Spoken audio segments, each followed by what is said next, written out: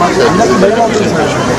మాకు ఒక special protection force act అనేది ఇమీడియట్గా అమలు చేద్దామని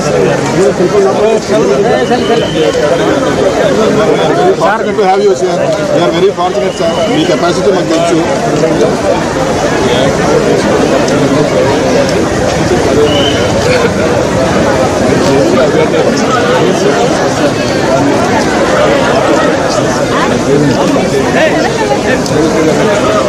thank you sir. Thank you so much, sir. Thank you so much, sir.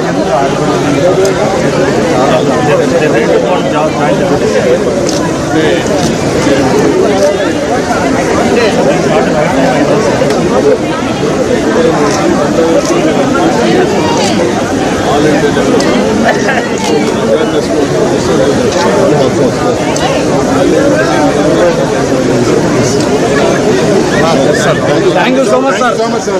అన్ని విధాలు గట్టిగా ఉంటాం. ఇలాంటి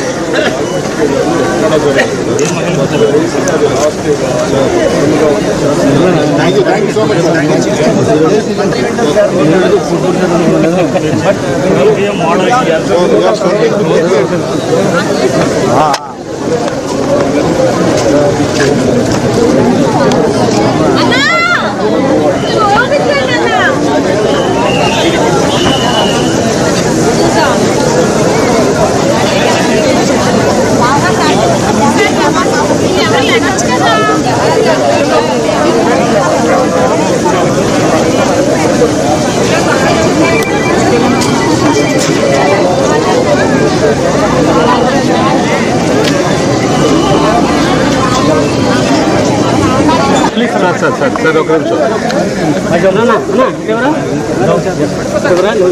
కలకత్తాలో జరిగినటువంటి సంఘటన పైన జాతీయ స్థాయిలో పెద్ద ఎత్తున డాక్టర్లందరూ కూడా నిరసన తెలియజేస్తున్నారు.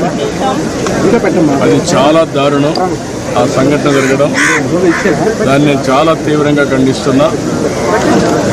ఒక నాగరిక ప్రపంచంలో కూడా ఇలాంటివి సమర్థించకూడదు, ఆమోదించడానికి కూడా వీలు లేదు.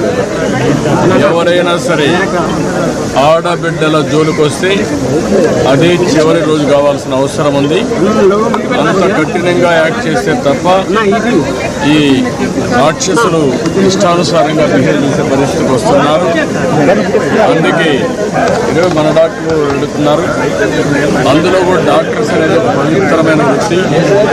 జీవితంలో చాలా సంవత్సరాలు చదువుకుని పర్సనల్ లైఫ్ కానీ కనీసం ఫ్యామిలీ లైఫ్ లేకుండా ప్రజాసేవ కోసం ముందుకు పోతూ ఉంటారు. అలాంటి ఆడబిడ్డలకు సెక్యూరిటీ లేకుండా పోవడం చాలా దారుణం. అందుకే తప్పకుండా ఒక ప్రత్యేక చట్టాన్ని తీసుకొస్తాం.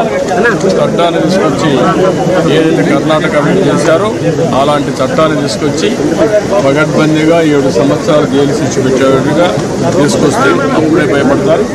ఇమ్మీడియట్గా నెక్స్ట్ సెషన్ ఎప్పుడు వస్తే అప్పుడు నేను ఇప్పుడే చెప్తున్నాను హెల్త్ డిపార్ట్మెంట్కి ఆ చట్టాన్ని తీసుకురామని. అది దేశంలో ఎక్కడెక్కడ చేసారో చూసుకొని అవి తీసుకొస్తే దాన్ని పగడ్బందీగా అమలు చేస్తాం. డాక్టర్స్ కూడా ఒకటే విజ్ఞప్తి చేస్తున్నా, మీతో ఈ సంఘటనలో వేరే ఆలోచన లేదు, మీకు పూర్తిగా అండగా ఉంటాం.